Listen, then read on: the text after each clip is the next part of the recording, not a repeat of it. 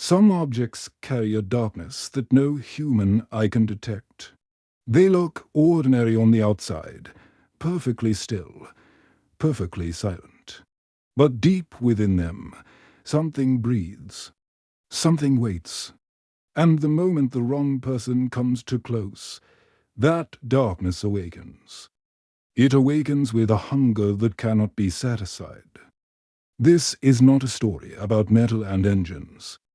This is a story about possession, obsession, and the terrifying price of loving something that was never meant to be loved. It began in 1950, inside a car manufacturing plant humming with the noise of tools and machinery.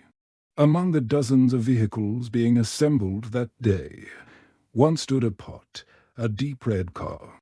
Vivid as fresh blood, a mechanic leaned over its open hood, inspecting the engine with careful hands. Without warning, the hood slammed down like a jaw snapping shut, crushing his hand with brutal force. He was rushed away for treatment, his scream swallowed by the noise of the factory. Hours later, a second mechanic climbed inside the same red car, casually tapping ash from his cigar onto the seat. The factory lights dimmed. Workers packed up and went home. And silence settled over the building like a heavy fog when the night supervisor arrived and noticed the red car's headlights still glowing in the dark. He walked over. He opened the door. The mechanic's lifeless body spilled out onto the cold floor. The car had claimed its first soul. 28 years passed. The world moved on. Fashions changed. And the red car disappeared into the silence of forgotten things. But forgotten does not mean gone. A teenage boy named Dennis was driving through familiar streets. His quiet passenger, his best friend Arnie, suddenly tensed in his seat. They were completely different people. Dennis was confident, easy with a smile, the kind of boy rooms brightened around. Arnie was the opposite, shy and bookish, someone the world seemed to brush past without noticing. Yet somehow, their friendship had survived every difference between them. It was their first day of a new school year, and neither of them could have known that everything would begin to change. On the drive home, Arnie suddenly grabbed the dashboard and told Dennis to stop. Parked outside a run-down house sat an old car, beaten by time and neglect. Its red paint cracked and faded. Dennis saw only Jock. Arnie saw something else entirely, the car's owner. A man named George shuffled toward them with weary eyes. He told them the vehicle was called Christine. It had belonged to his brother, recently dead. George wanted it gone, quickly and quietly, so he offered it for $50.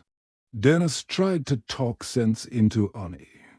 He pointed out the damage, the rust, the obvious waste of money. But Arnie had already made up his mind before Dennis had even finished speaking. He paid the $50 without blinking, when Dennis later asked him why.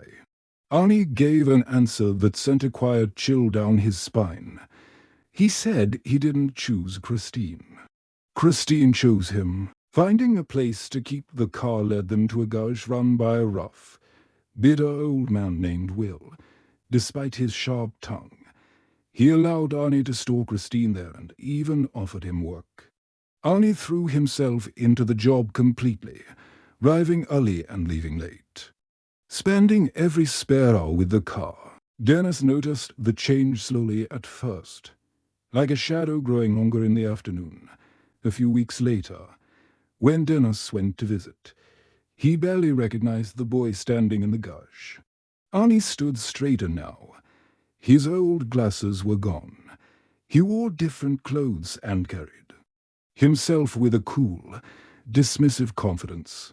He barely acknowledged Dennis before turning back to his work, as though their years of friendship had become something inconvenient. Meanwhile, the strange history of Christine was beginning to surface. Arnie's mother, deeply unsettled by the car, pulled Dennis aside one evening. She told him she had discovered something frightening. The car's previous owner had died inside. It, suffocated, trapped with no explanation. Dennis drove out to speak to George. What he heard made the hairs on the back of his neck stand up. George described his brother's obsession. He had stopped caring about his family, his health, his life, all for Christine. Eventually his wife and daughter had both died in that same car, after his brother's death. Christine had simply been left in the garage, waiting for someone new. When George attempted to open the car door to show Dennis inside, the radio switched on by itself, filling the air with music from a station that hadn't existed in decades.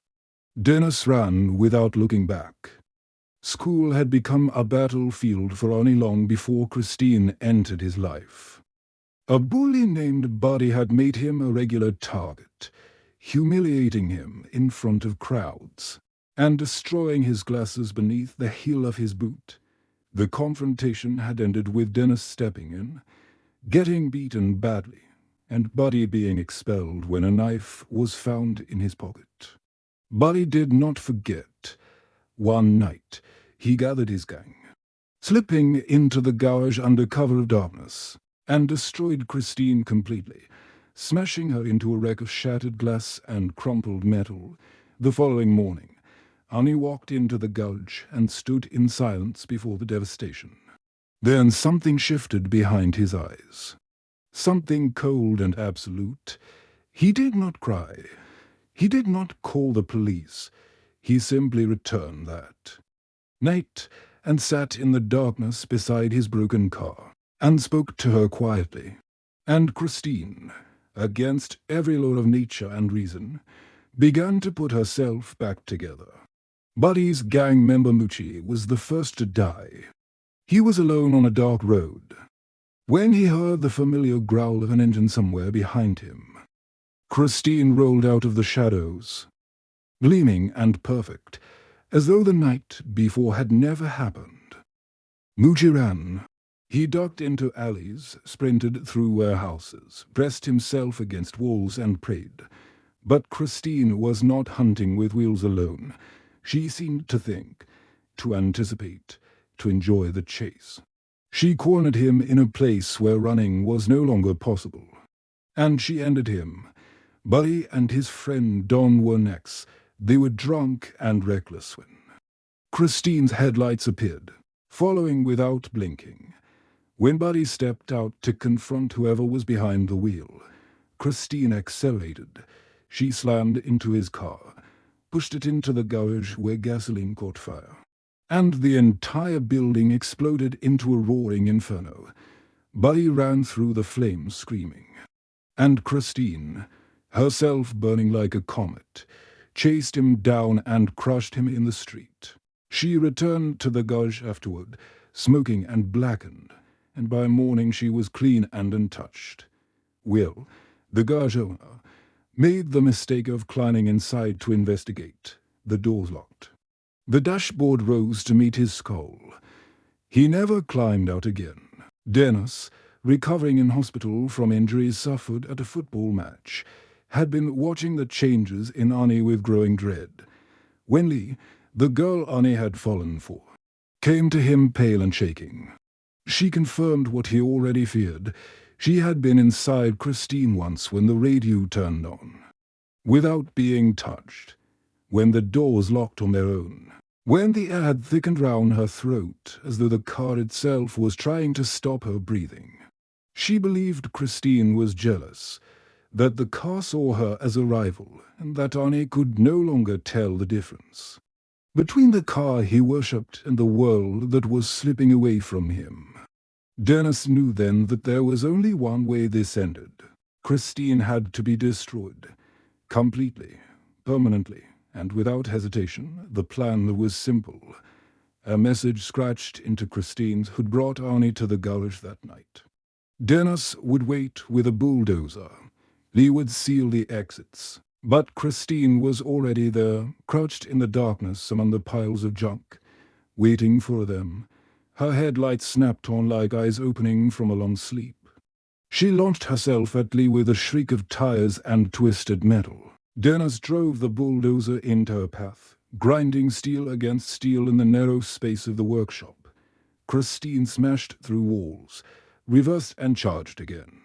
And through the chaos Arnie appeared, fully given over to the car now, wheeling her forward with everything left inside him. When Christine finally crashed and threw Arnie through the windshield, he landed hard on the concrete and did not rise. A shard of glass had found something vital inside him.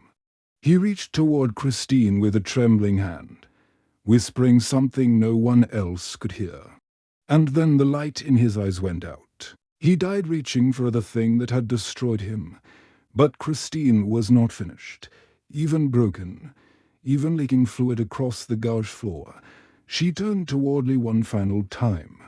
Dennis buried the bulldozer's claw into her again and again, metal screaming against metal, until there was nothing left that resembled a car. Only then did the movement stop. The next morning, what remained of Christine sat in a junkyard compacted into a block of scrap.